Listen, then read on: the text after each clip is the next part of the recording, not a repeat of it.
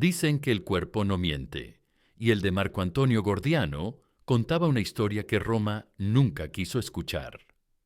En los sótanos del Palacio Imperial, bajo la luz mortecina de las lámparas de aceite, un niño de 13 años yacía sobre mármol frío, mientras las manos de su tío terminaban de despojarlo de todo lo que lo hacía hombre.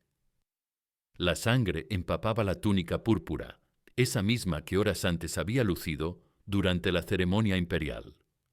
No era un emperador, era un cordero sacrificial vestido de César.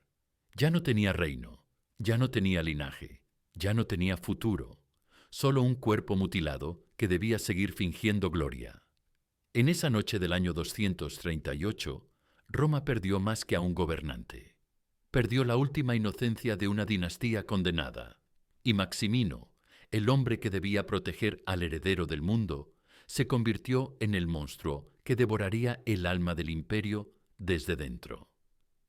Para entender cómo un niño destinado a la grandeza terminó convertido en el juguete personal de su propio tutor, hay que retroceder a los días en que aún creía que las púrpuras imperiales eran símbolo de poder, no de esclavitud.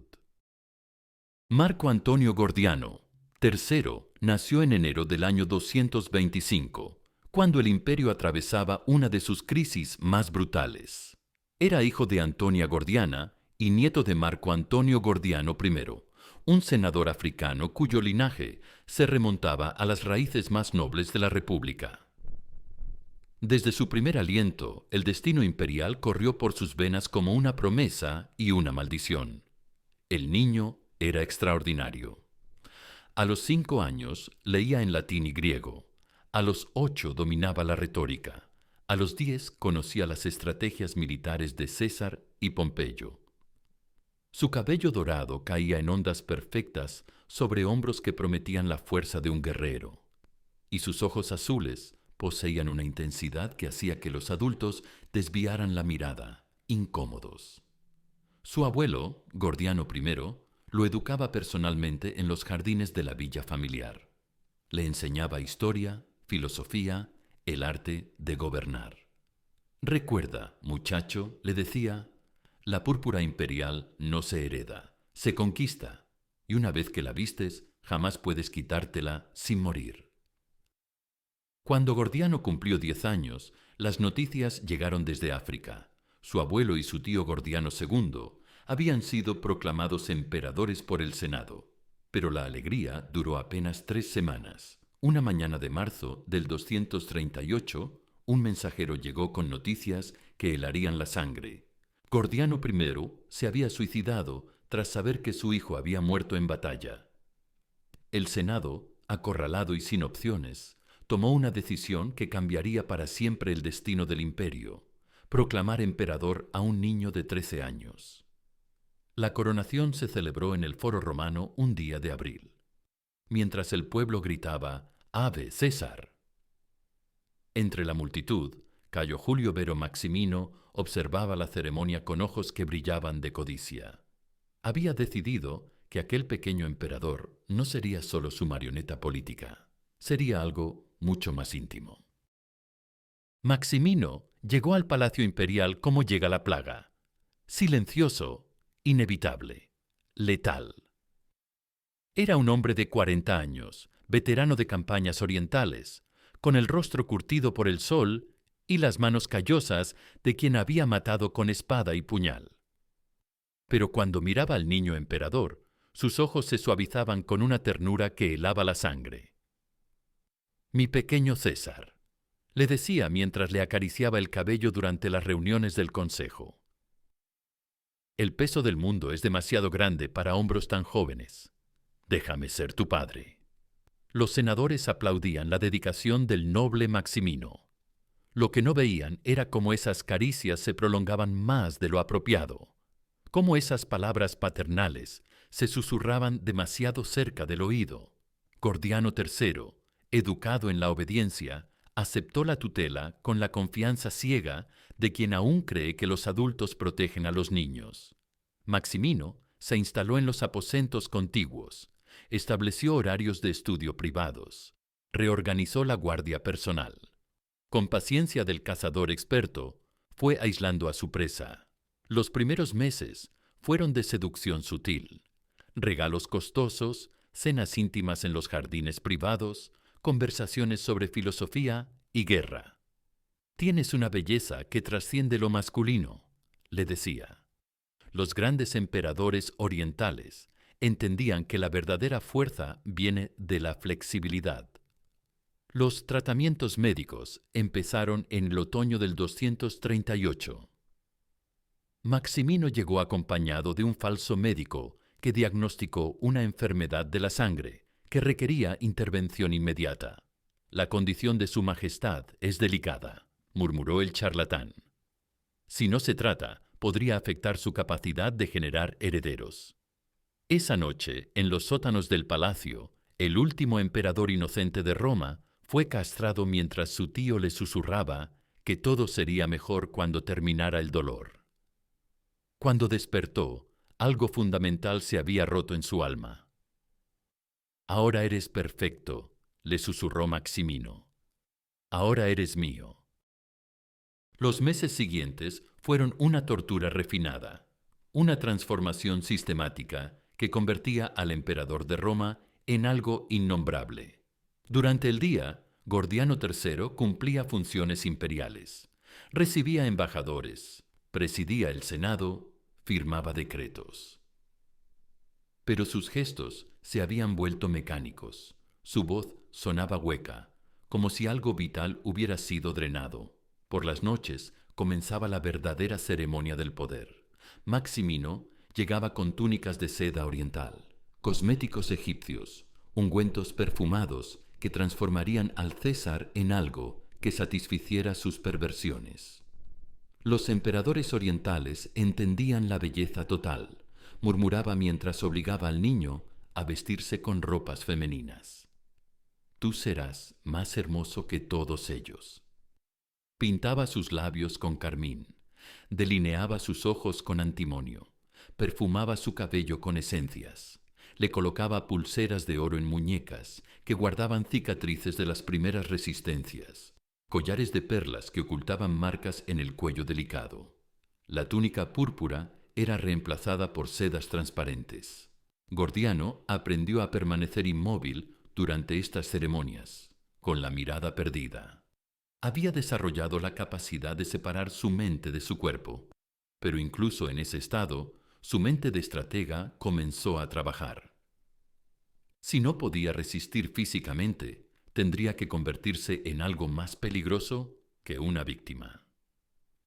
La primera aliada llegó por accidente. Flavia era una esclava griega, educada en Atenas, asignada al servicio personal del emperador. Era una mujer de 30 años, con la astucia de quien entiende que en los palacios la información es más valiosa que el oro.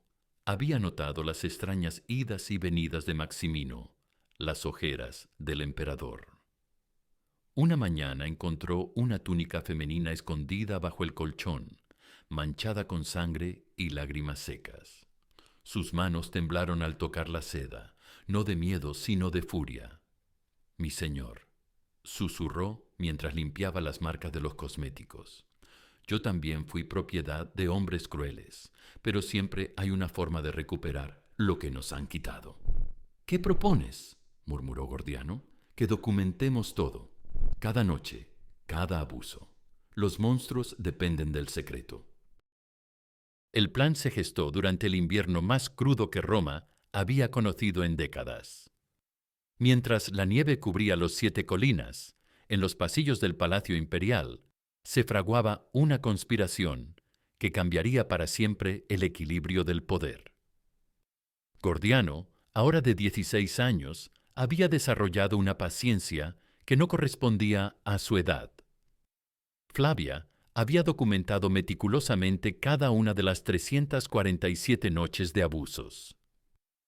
Sus pergaminos contenían detalles que harían vomitar al senador más curtido: fechas, horarios, descripciones de los rituales de feminización forzada.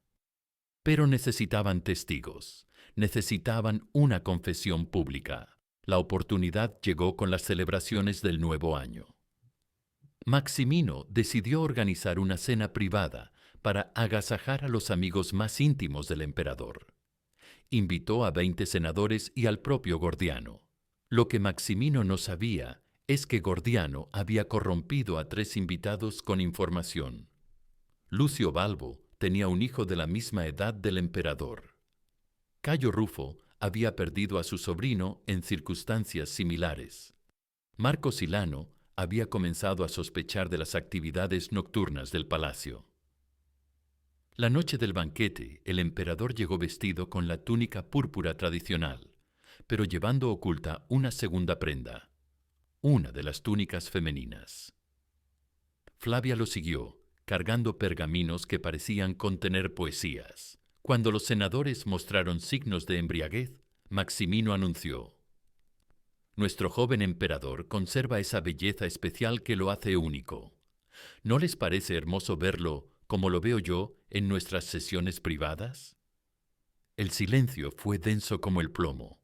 Gordiano se levantó lentamente y comenzó a desvestirse.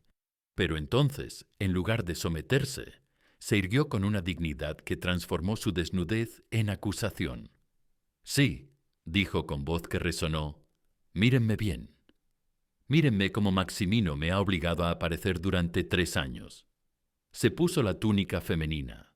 La seda reveló cicatrices que ningún emperador debería tener. Flavia vació sus pergaminos sobre la mesa. Los documentos se esparcieron como una confesión escrita con sangre. Lucio Balbo desenvainó su daga y la clavó en el pecho del monstruo. 20 hombres se ensañaron con el cuerpo caído, lavando con sangre su propia cobardía. Gordiano se acercó al cadáver, mojó sus dedos en la sangre y se pintó una línea vertical sobre cada mejilla. «Ahora puedo empezar a vivir». Pero estaba equivocado. Gordiano había corrompido a 3 de los invitados. No con oro, que habría sido sospechoso, sino con información. Lucio Balbo, un senador veterano que había servido bajo Marco Aurelio, tenía un hijo de la misma edad del emperador. Cayo Rufo había perdido a su sobrino en circunstancias similares años atrás. Marco Silano había comenzado a sospechar de las actividades nocturnas del palacio y buscaba confirmación de sus temores. A estos 3 hombres, Gordiano los había conquistado con la misma paciencia con que había soportado sus tormentos. Conversaciones aparentemente casuales en los pasillos, confidencias susurradas durante las ceremonias públicas, insinuaciones que despertaban sospechas sin revelar demasiado. Los había preparado psicológicamente para lo que estaban a punto de presenciar. La noche del banquete, el emperador llegó a los aposentos de Maximino vestido con la túnica púrpura tradicional, pero llevando oculta bajo la tela una segunda prenda.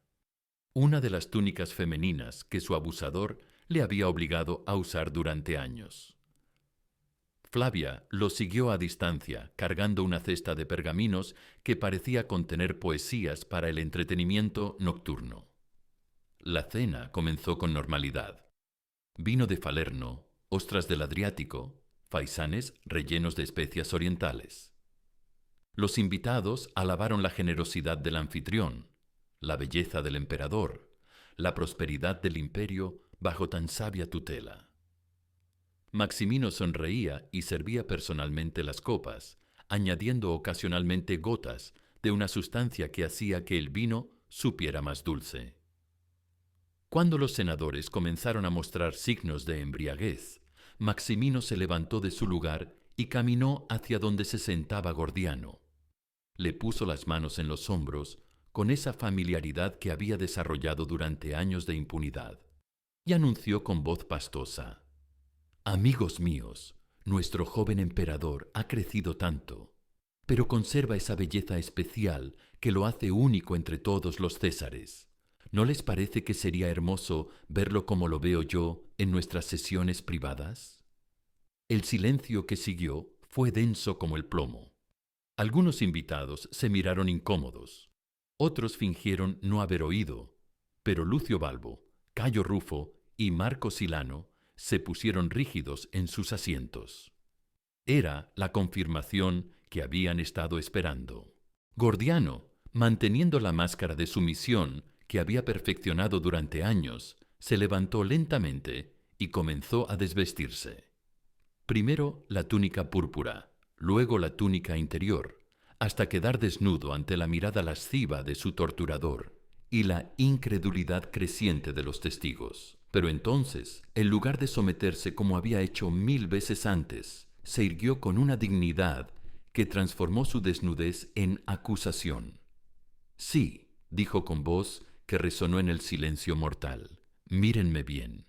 Mírenme como Maximino me ha obligado a aparecer ante él durante 3 años. Mírenme como me ha convertido este hombre que Roma respeta y venera. Y entonces, con gestos lentos y deliberados, se puso la túnica femenina que había traído oculta. La seda transparente reveló cicatrices que ningún emperador debería tener, marcas que ningún cuerpo infantil debería portar. Esta es la túnica que me obliga a usar, continuó, mientras Maximino se ponía de pie con el rostro desencajado. Estas son las ropas con las que vuestro noble amigo convierte cada noche al emperador de Roma en su concubina personal. ¿Quieren saber por qué mi voz nunca cambió del todo? ¿Por qué nunca he tomado esposa? ¿Por qué tiemblo cuando alguien me toca? Flavia eligió ese momento para vaciar su cesta de pergaminos sobre la mesa. Los documentos se esparcieron entre las copas de vino y los restos de la cena como una confesión escrita con sangre y lágrimas.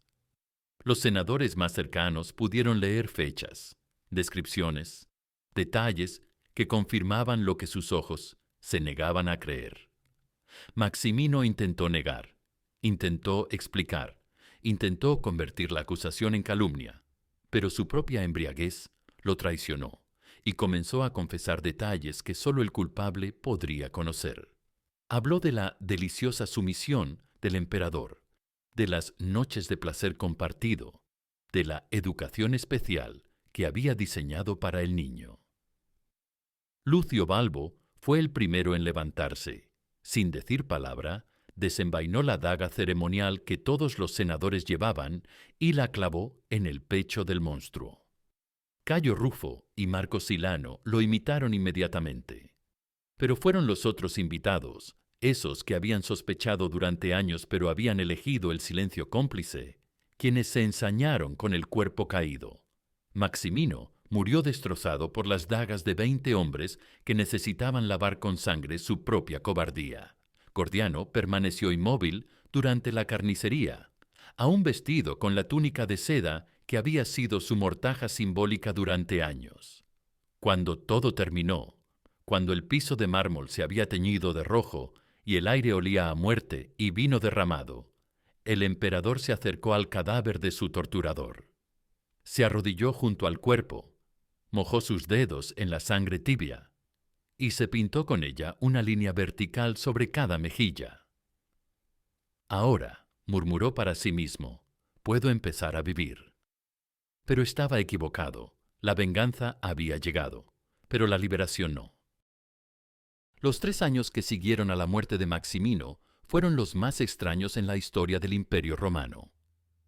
Gordiano III gobernó con una eficiencia que asombraba a sus contemporáneos y una frialdad que los aterrorizaba.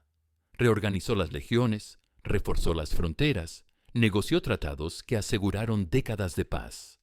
Pero quienes lo conocían antes de la castración notaban que el emperador había muerto esa noche junto con su torturador, y lo que quedaba era solo una sombra muy competente, ocupando el trono. Sus aposentos imperiales se convirtieron en un mausoleo de la inocencia perdida. Las paredes estaban cubiertas con retratos de niños, no de él, sino de otros menores que habían sufrido destinos similares a lo largo de la historia.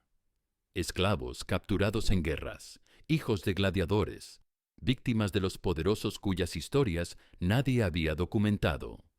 Gordiano los había mandado pintar por los mejores artistas del imperio, creando una galería silenciosa que recordaba que su tragedia no había sido única.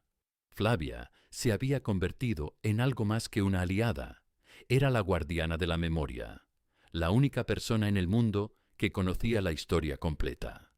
Liberada de la esclavitud por decreto imperial, había elegido permanecer en el palacio como bibliotecaria personal del emperador.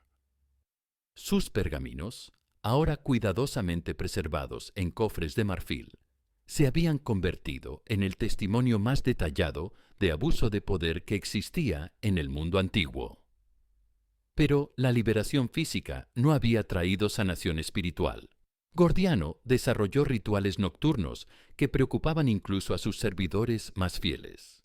Cada noche, después de cumplir con sus deberes imperiales, se encerraba en sus habitaciones y recreaba, en soledad, algunas de las ceremonias a las que había sido sometido.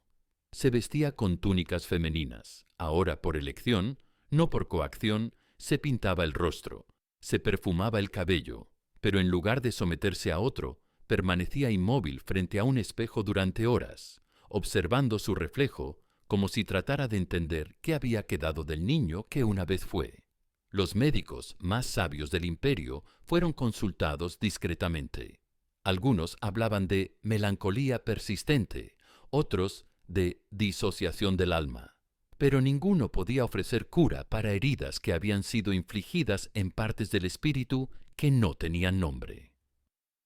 Gordiano siguió funcionando como emperador, pero había perdido la capacidad de experimentar placer, dolor, esperanza o miedo. Existía, pero no vivía. La decisión de marchar a Mesopotamia llegó en el invierno del año 243.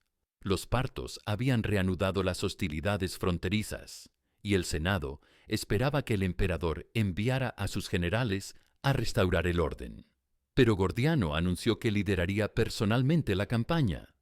Por primera vez en 3 años, algo parecido a la emoción apareció en su voz cuando habló de encontrar en el desierto oriental lo que Roma no podía darle. Flavia lo acompañó, cargando los pergaminos que documentaban su historia. «Si mueres allá», le dijo la noche antes de partir, «al menos tu verdad sobrevivirá.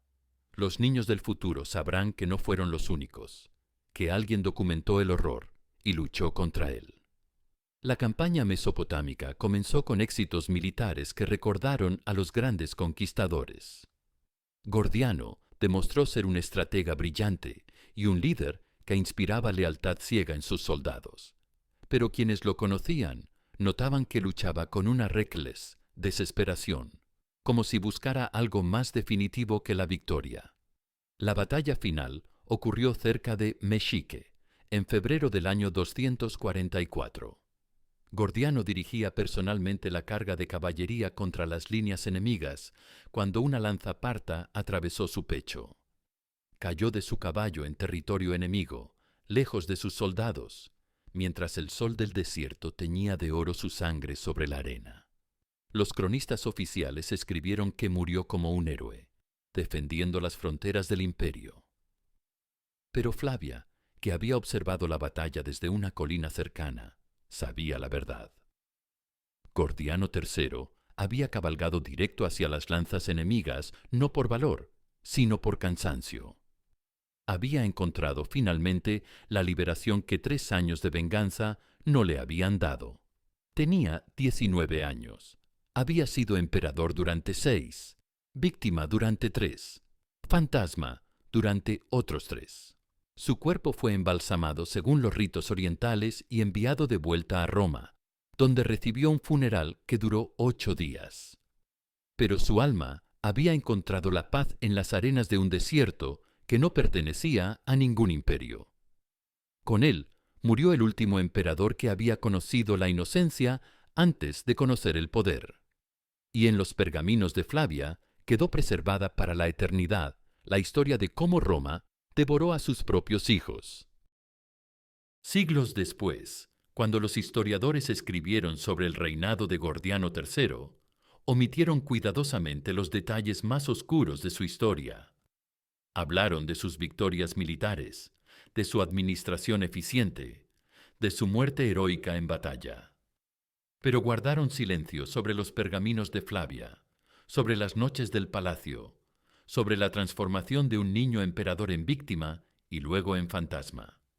Los documentos desaparecieron de la biblioteca imperial durante el reinado de Constantino, cuando la nueva moralidad cristiana decidió que ciertas verdades eran demasiado peligrosas para preservar. Pero las copias habían sido distribuidas secretamente entre senadores que tenían hijos, patricios que entendían que el poder sin límites es el veneno más letal que una civilización puede secretar.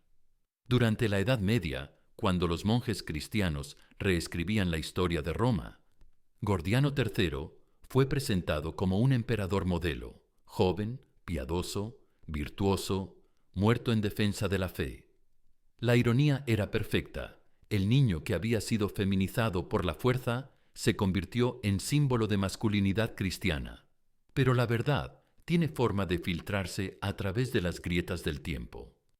En manuscritos bizantinos aparecían referencias veladas a la gran vergüenza del siglo III, a el emperador que sufrió lo que ningún hombre debería sufrir, a la justicia que llegó demasiado tarde para salvar un alma. Los cronistas árabes, menos pudorosos que los cristianos, preservaron versiones más explícitas de la historia, hablando del califa niño de Roma que fue convertido en mujer por su propio guardián. Y en los burdeles de Constantinopla, donde las historias prohibidas circulan como moneda, las prostitutas cantaban baladas sobre el emperador dorado que aprendió a vengarse vestido de seda. Porque hay verdades que solo sobreviven en los márgenes, en las voces de quienes conocen íntimamente el precio del poder sobre los cuerpos vulnerables. Flavia murió a los 80 años en una villa cerca de Atenas, rodeada de los pergaminos que había copiado una y otra vez durante décadas. Su última voluntad ordenaba que los documentos fueran enterrados con ella, pero también que copias fueran enviadas a bibliotecas de Alejandría, Pérgamo y Antioquia. Para que los niños del futuro sepan, había escrito con mano temblorosa, que no están solos en su dolor. Esta no es la historia de un emperador, es la historia de un sistema que convierte a los más inocentes en combustible para las ambiciones de los monstruos. Es la historia de un niño que debía gobernar el mundo, pero que nunca pudo gobernar su propio cuerpo. Es la historia de una venganza que llegó demasiado tarde para salvar un alma, pero a tiempo para salvar una memoria. Marco Antonio Gordiano III no fue el César heroico que Roma necesitaba. Fue el niño que Roma sacrificó en el altar de su propia decadencia. Su cuerpo no le pertenecía desde el día que lo vistieron con púrpura imperial. Su infancia fue vendida al mejor postor político. Su dolor se convirtió en secreto de Estado, sin inocencia, sin protección, sin justicia a tiempo. Solo con una esclava griega que entendió que documentar la verdad es la única forma de vencer al silencio. Y aún hoy, en cada palacio donde los poderosos deciden que los cuerpos de otros son territorio conquistable, en cada institución donde el secreto protege al depredador más que a la víctima, en cada sistema que prefiere preservar su reputación antes que la dignidad de un niño, la sombra de Gordiano III sigue advirtiendo que el precio de la impunidad es siempre más alto que el costo de la justicia. Así mueren los imperios, no con invasiones bárbaras ni crisis económicas, sino con la putrefacción moral que comienza cuando una sociedad decide que hay víctimas cuyo dolor no importa. Roma cayó muchas veces antes de caer definitivamente, y cada vez que un niño fue sacrificado en el altar del poder, el imperio se acercó un paso más a su tumba final. La historia de Gordiano III es la historia de todos los niños poderosos que descubren que su poder era una ilusión, que su protección era una mentira, que su cuerpo era solo otra provincia para conquistar. Es universal porque el horror es universal, porque cada época tiene sus maximinos y cada palacio esconde sus propios sótanos de mármol manchado. Y si esta historia te estremece, si algo en tu interior se revela pensando en esa túnica ensangrentada, si sientes que la injusticia trasciende los siglos, Entonces Flavia no escribió en vano sus pergaminos, porque sólo cuando se cuentan las verdades enterradas, sólo cuando se nombra lo innombrable, los espectros de los inocentes encuentran finalmente su descanso. Comparte esta historia para que ningún niño del siglo XXI tenga que pasar por lo que pasó aquel emperador de 19 años, que murió en el desierto buscando una paz que Roma nunca pudo darle. La memoria es la única justicia que podemos ofrecer a quienes la perdieron en vida.